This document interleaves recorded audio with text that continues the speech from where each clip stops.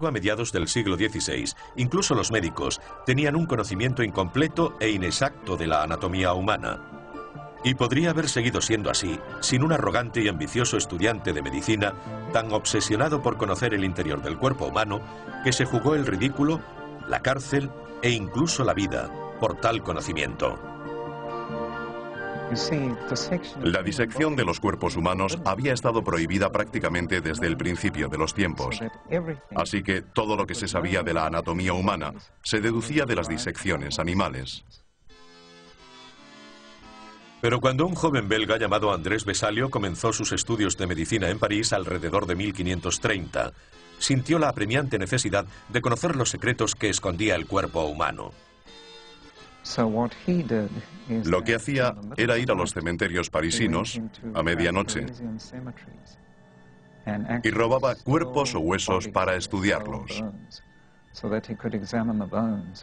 Estaba incumpliendo la ley.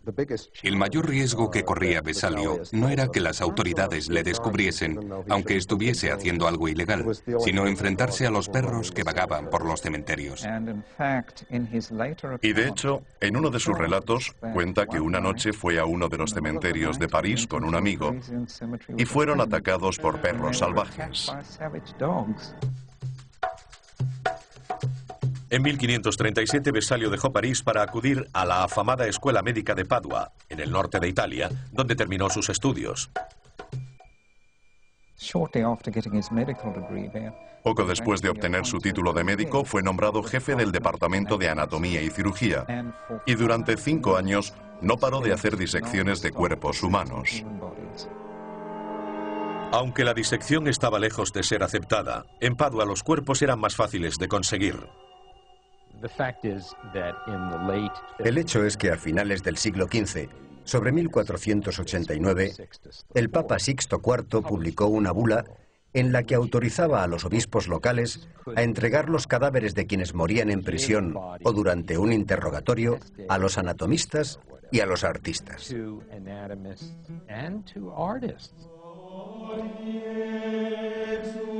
Día tras día, Vesalio se colocaba en medio de su sala de disecciones en la universidad, rodeado por estudiantes que llenaban las gradas.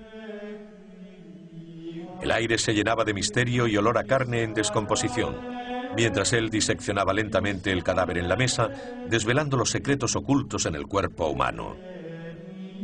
Y aunque ya no violaba ninguna ley de la Iglesia, el delito de Vesalio no era menos serio, ya que estaba hurgando en 1400 años previos de doctrina médica.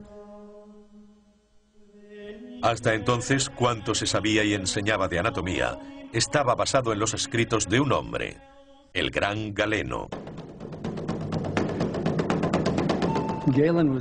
Galeno fue un médico griego del siglo II que obtuvo grandes resultados trabajando y experimentando con animales, extrapolando mucho de lo que aprendió con ellos a los humanos.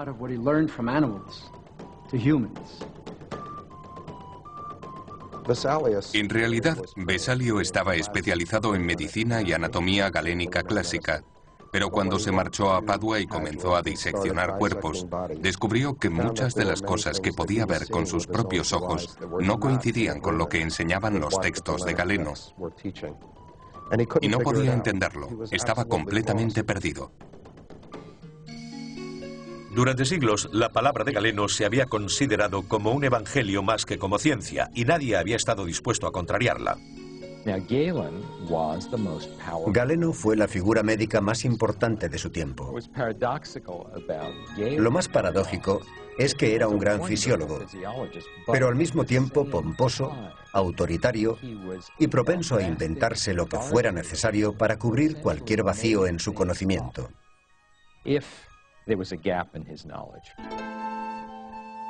Pero ¿cómo es posible que los errores de Galeno pasaran inadvertidos durante 1400 años?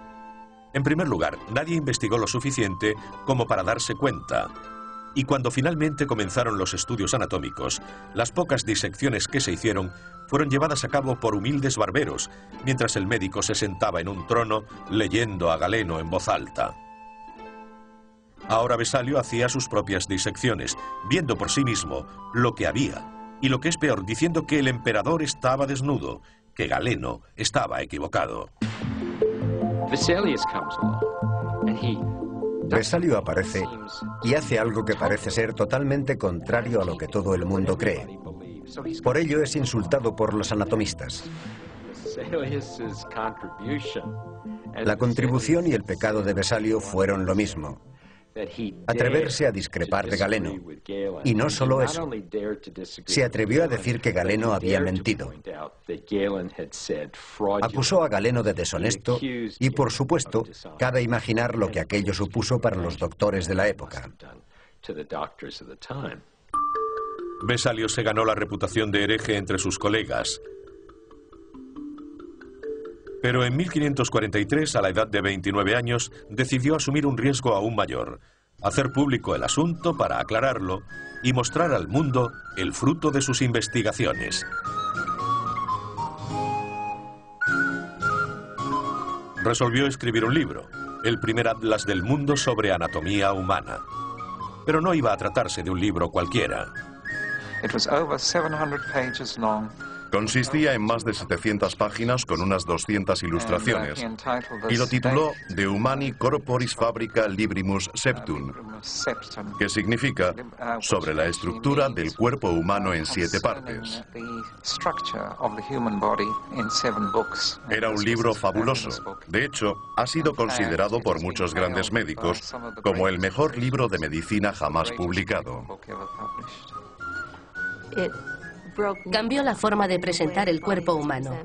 Es un libro precioso, muy grande y con hermosas ilustraciones. En algunas de ellas se muestra la piel levantada, dejando al descubierto los músculos, y en sucesivas ilustraciones se van eliminando capas hasta llegar al esqueleto. Son muy hermosos, probablemente hechos con la mejor calidad artística de la época.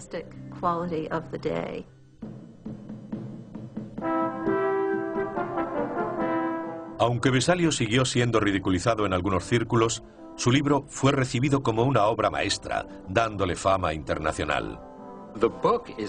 El libro no solo es un triunfo del estudio anatómico, sino también del arte de hacer libros. Hablamos de un hito en pedagogía, en anatomía y en el arte de la edición. De no haber escrito ese libro, no creo que hoy supiésemos mucho de Vesalio. La gente se sintió atraída por su belleza y por ello fue reconocido como el padre de la anatomía moderna.